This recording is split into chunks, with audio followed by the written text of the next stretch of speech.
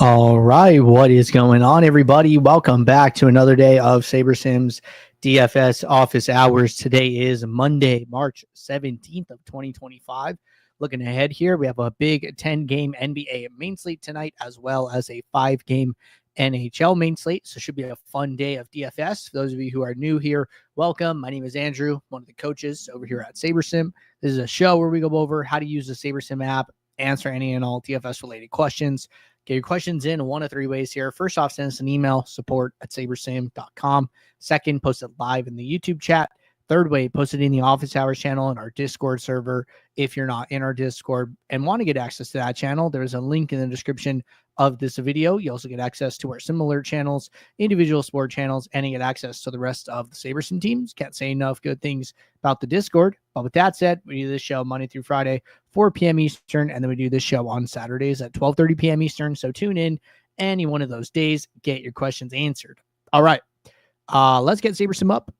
It is St. Patrick's Day as well, so happy St. Patrick's Day to you who are celebrating that. First question today, what are the most positive EV adjustments to make when using SaberSim for large field GPPs? Specifically, is it advisable to limit the player pool on the initial build or during late swap, or does that reduce upside? Also, in utilizing the leverage column, is it better to set minimax exposures based on it, or should I be boosting docking projections instead? Which approach is optimal and why? Additionally, what specific factors do you look at that justify making these adjustments? If possible, could you walk us through your process for implementing them? All right, so lots to unpack here. Three big questions. So the first one is, what are the most positive EV adjustments to make when using SaberSim for large field GPPs? So something I like to think about, right, is let's just go and pull up a contest tonight.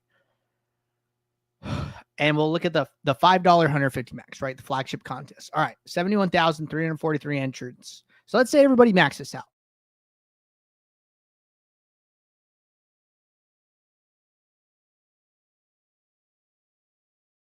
Divided by 150. Nope.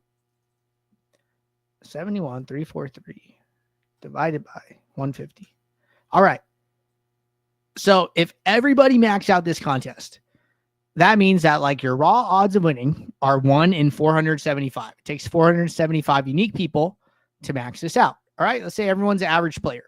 Well, let's say you're twice as good as everybody, right? You are, you're killing it, right?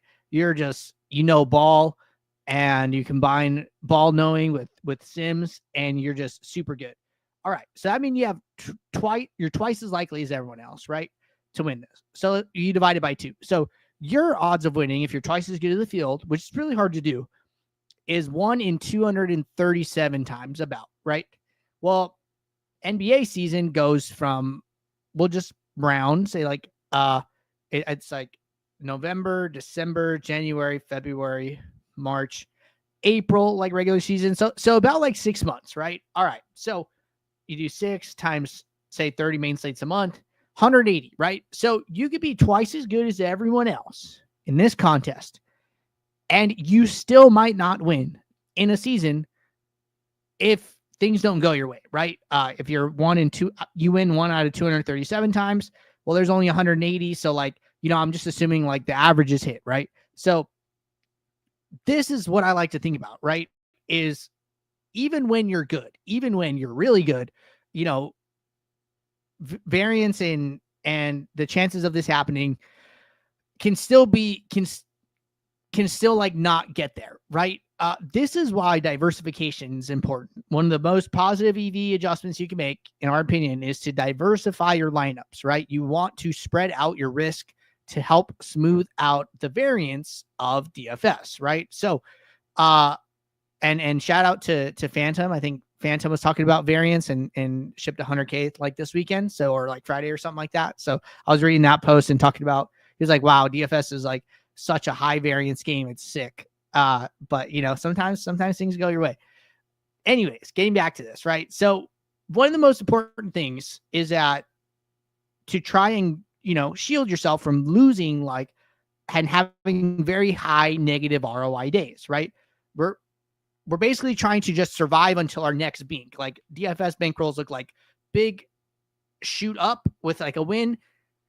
lose a little, lose a little, lose a little, lose a little, lose a little, lose a little until your next big spike, right? We're always hunting for those big spikes. So in our opinion, one of the most important things that you can do is spread out your risk, not be too leveraged in any one spot, and try and give yourself as many shots on goal as possible, right? These are things that we talk about. So I'm just going to run a default build here. And we'll just let these 500 lineups run real quick.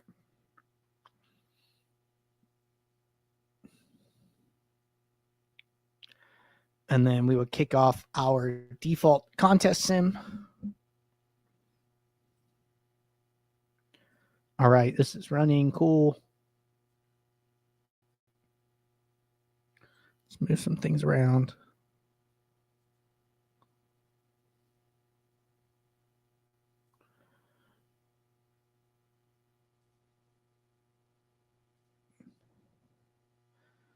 All right.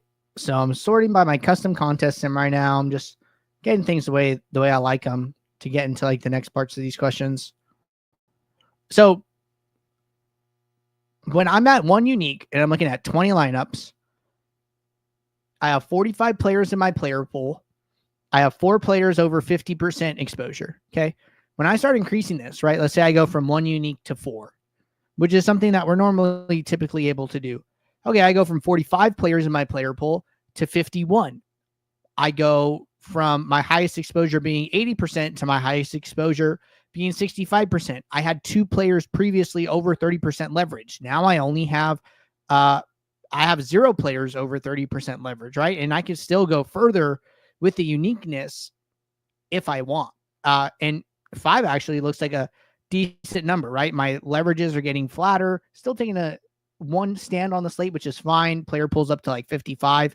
But what is the point of all this, right? The point of all of this is not to be so concentrated on just a few spots, and instead try and spread out your risk as much as possible while still playing good lineups, right? We want to strike a balance between good lineups and well-diversified lineups to help us avoid, really high negative ROI days. But this is probably one of the most positive EV adjustments that you can make. And I hope talking about, the odds and stuff helped it to make a little bit more sense. All right. Second question here. Is it advisable to limit the player pool on the initial build or during late swap, or does that reduce upside? It's totally okay to limit the player pool. The way I like to think about it, right? So, big 10-game NBA slate. I mean, honestly, there are probably, tens of thousands, hundreds of thousands of good lineups that you could play. And, building 5,000 lineups is cool. Like if you're on Ultimate, but it's still only, a very small portion of the overall number of good lineups that you can build, right? So the way I like to think about it is like, I don't want to waste any lineups. I don't want to build lineups with players I don't want to play. And then now I've gone from 5,000 lineups that I'm willing to play down to 4,500 lineups I'm willing to play. And then that's one player. And then, add another player. All of a sudden you're like effective pool, your working pool, the pool of lineups that you're okay with is down to 3,000, and you're just wasting lineups along the way. So if you need to curate your player pool up front in order to be satisfied with what the lineups look like on the other side, then do that, right? Curating your player pool is only going to help you to get to more lineups that satisfy you. All right. Next question. Let's see. When utilizing the leverage column, is it best to set minimax exposures based on it, or should I be boosting docking projections instead? Which approach is optimal and why? I wouldn't say either or is optimal. There's pros and cons to both. We'll talk about them, but it really depends what you're trying to accomplish, right? So when I think about minimax exposure, so let's just take a certain player on the slate, right? We'll just sort highest projected. Maybe you're like, you know what? I think Nikola Jokic is going to have a good game today, and I want to play him, right? So there's 2 ways to think about this. Number one is I know for sure I want him in X amount of my lineups. Okay, the best thing that you can do is just go in and tell SaberSim that. Like, hey, no matter what, I want Jokic in 20% of my lineups. You go into the minimum exposure, you put in a 20%. Now, maybe you come in it a little differently, like, hey, I really think Jokic is going to have a good game today. And I think that, he's going to score more points than his projection. Okay, well, then this approach is more of like, hey, I'm just going to tell SaberSim that, hey, instead of 67 points, I think he's going to score 70, right? And then you let SaberSim decide what to do with him after that point. So SaberSim's like, okay, hey, we see that, you think Jokic is going to score 3 more points based on how that affects him and lineups. We think his exposure should be X. Okay. Sometimes you're going to do that. Say you had 0% of them. Sometimes you're going to boost his projection and SaberSim is still going to give you 0% of them. But, at least you've let SaberSim analyze that. Sometimes you're going to boost him 3 points. Like, oh, wow, this guy's a way better play now. And then their exposure goes from, 10% to 30% or something like that, right? So it's all, it's different every time. Just because you boost them doesn't mean you're going to get them, doesn't mean you're not going to get them. You might even get more than you were expecting to, but this approach is a little bit more hands-off, saying, I'm just going to give SaberSim what I think is the most accurate input and then let it decide what to do. Both approaches are fine. Again, it goes back to like getting the lineups to look the way you want, right? If you you want him and, you boost him 3 points and it does nothing. Well, don't boost another 3 points. Just go in and set your minimum exposure and be done with it, right? Then that's going to help you to get to what you wanted in the first place. And then the other part of this question I did miss. When utilizing the leverage column, is it best to set minimax exposures based on it? So leverage, what it really does is it just describes to you what players you have more than the field, which are effectively the players you're rooting for to do the best. And then also what players you have less than the field, which is the players you're rooting for to do the worst, right? Your negative leverage plays you want to do bad. Your positive leverage plays you want to do good. These are, SaberSim's opinions effectively of who are the best and worst plays on the slate. Or it's really just, all it is exposure minus ownership, right? It's telling you, hey, you have this much more than this player compared to everyone else. You're going to have this much less than this player compared to everyone else, right? I wouldn't so much set min or max exposures based on it. But I do think it's important to be aware of the stands you're taking. And then if you look at your leverage and you notice it's just really, really high, right? Maybe, Ricky Council, we have like 1% ownership right now. Maybe you have them in like 50% of your lineups and you're like, whoa, 50% leverage here on Ricky Council just feels like too much. It's a very good indicator of your biggest stands. And then you can decide from there, are you comfortable with the risk you're assuming by playing that player at such a high leverage? That's the way I like to use it. So can you set minimax exposures based on it? Yeah. Maybe you want to bring somebody down. Maybe your negative leverage on someone is too low. You want to bring it up, right? Closer to even. You could do that for sure, but I wouldn't spend time in here like adjusting every single player just based on leverage or things like that. Okay. Hitting these one by one. And then I think the next part of the question is, what specific factors do you look at that justify making these adjustments? If possible, could you walk us through your process for implementing them?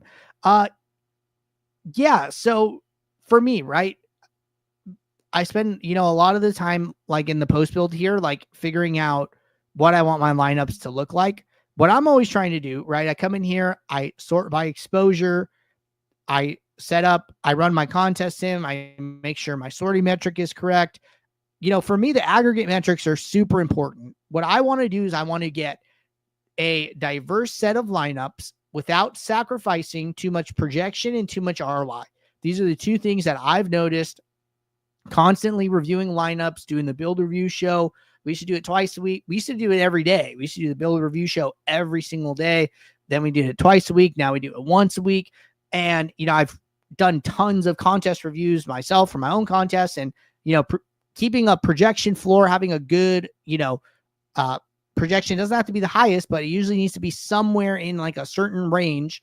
And then maintaining pre-contest slate ROI are things that I try to do and juggle those with diversity. For me, it's like projection, ROI, and min uniques. And I'm, sitting here juggling these 3 lemons, right? And so like when I go from like 1 unique to 4, my projection was at 280.9 and my ROI was at 426. My projection went down 0.1 and my ROI went down about 20%. But I'm okay with this, right? To get 4 out of 8 players unique from every other lineup in my set of 20 is well worth the 20% ROI trade-off that I spend here, right? And for me, somebody asked us like last week, like, hey, how much ROI are you willing to give up? I'm usually willing to give up like 10 to 20% ROI here. So if I drop like 40%, if I drop 80%, like that's kind of okay, right? It's like 4 feels good. I would probably try 5. And then at 5, we get down to 277.5 projection, 364 ROI. I probably wouldn't go past here. I would probably spend some time figuring out, do I like 4 better? Do I like 5 better? At 4, I only have 1 player over 20% leverage. At 5, I only had 1 player over 20% leverage. At 4, I had, at least like 4 players. Like, hey, do I like these 4 players? How do I feel about this? And then kind of decide what I want to do from there, right? So either 4 or 5 feels like the right number for me. But these are the adjustments that I find useful. Let's say I get to like a certain unique and there's just 1 player still standing out. Okay, I might like go in and like set a max exposure for them, but I'm going to try to do it on a lineup level first and then make fine-tune adjustments after. So I would always say uniques first and then exposures, rather than exposures first and then uniques, because chances are your uniques are going to more organically get you closer to what you wanted. And then you could make some final adjustments from there. So that's the way I would be implementing this in my process. And like, that's kind of the order that I would be following. All right. Well, that was a good question to get us started. Spent 17 minutes on that one, and there's a number of things to unpack there. So I hope we hit them all, and I hope those were satisfying. Big J said, does the order of your contest matter if you have more than 1 on the first screen after downloading from DK, or is there a way to change the order of importance? Okay, so it's going to depend on what this method option is. Is it rank? Is it unique rank, unique random? Indirect fill, autofill only has rank and unique rank. So what's important here, right? And we'll pull up a demo. And I'm going to use this how to use SaberSim demo.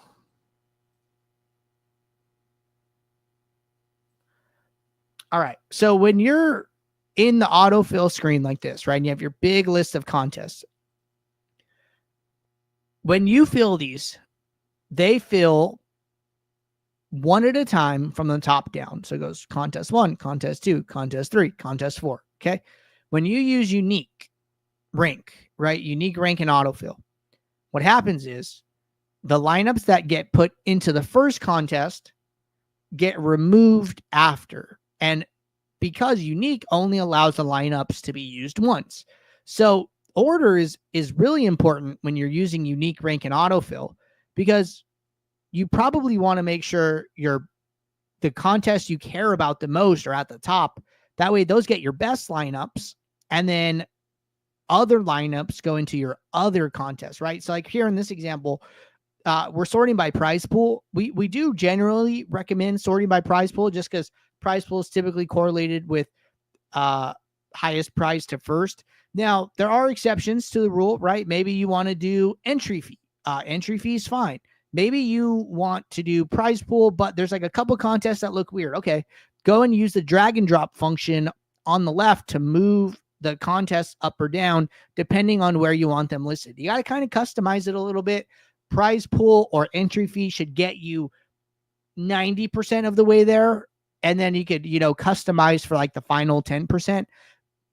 Now, again, this is only with unique. When you use rank fill, what rank does is it allows the lineups to be used more than once. A lineup that went into the top contest can be used over and over again. It could be used more than once. It could be used 5 times. It could be used 10 times, right?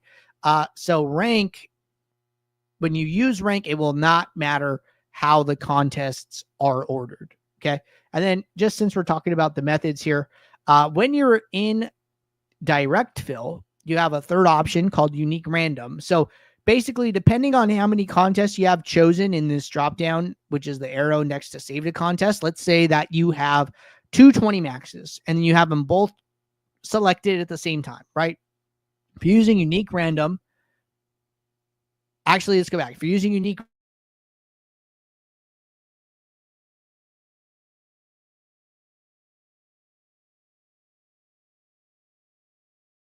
okay, so that cut off 21 through 40 go into the second contest. Okay, so it just goes straight down with the ranks. Random, well, it could be any one of any. We're going to randomly sample the 40 and we're going to take 20 lineups and then we're going to put those in contest 1. We're going to take the other 20 and we're going to put those in contest 2. It could be any combination. Lineups, 1, 7, 9, 22, 38, 36, etc., etc. Hence the random part, right? We're just going to grab 20 of the 40, put it into contest 1 in no specific order, and then grab the other 20 and then put those into contest 2. So in that case, your highest ranked lineup, rank 1, could always end up in your bottom contest. It just depends what you want. If I'm using direct fill, I do like to use unique random personally here, but I just don't find myself using direct fill all that often these days.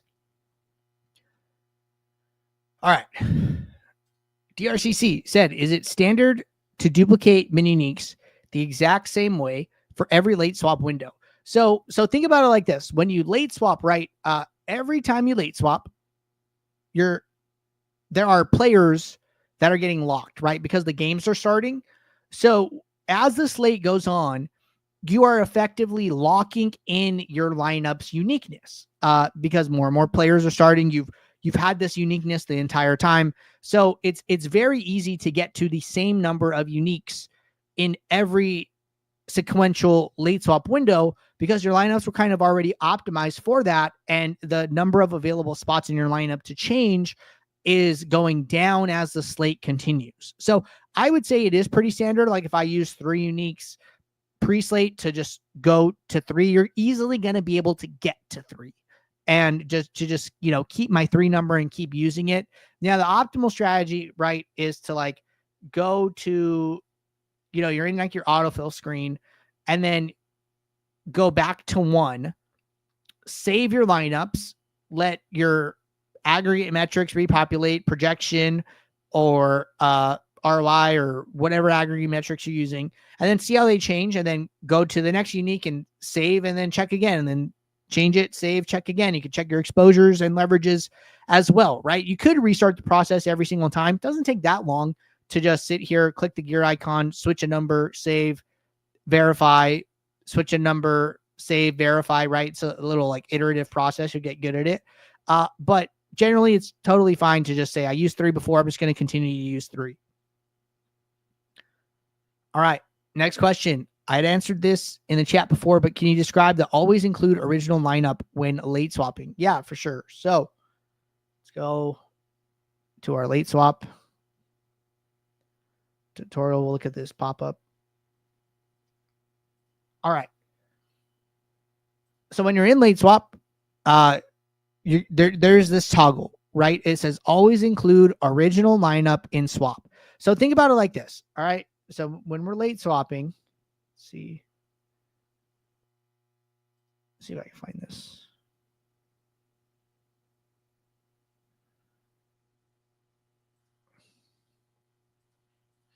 Okay. So what we've done here, right? What we're looking at is we're in late swap in the autofill looking section in the lineups. And then what we do is we're using the expanded view. Okay. Notice this lineup has a green border around it. Okay. This means that this is the original lineup. So what we do in late swap, right, is we take your lineup, we look at which players' games have started, we lock them into their positions, we go back into the sim and we say, hey, we have this much salary and we have these many positions that haven't locked yet. Build me the best lineup based on the sims that we just pulled for the games that are left, and build me the new best lineup. Okay. Now, it is not guaranteed that your original lineup is still going to be one of the best options. Maybe projections have changed. Maybe values opened up. Maybe starters have changed, right? Maybe somebody you had in your lineup is now coming off the bench and now they're a really bad play. So your original lineup is not guaranteed to get into your late swap pool, to be one of your options after your late swap. Now, some people don't like that. Some people want to always be able to reference the original or always leave the original as an option. Now, that's where the toggle comes into play. This lineup with the green border, right? With the toggle on, it will always be in my pool. Doesn't mean SaberSim will choose it, but it will always be there so you can see it. If the toggle is off, you might get it if it's still a good lineup, but you're not guaranteed to get it at all. So that's the difference. Having the toggle on, make sure that this lineup is included as a swap option. Having it off means that it's not to say you won't get it, but you are not guaranteed to have it in your late swap pool. Okay. So hope that makes sense.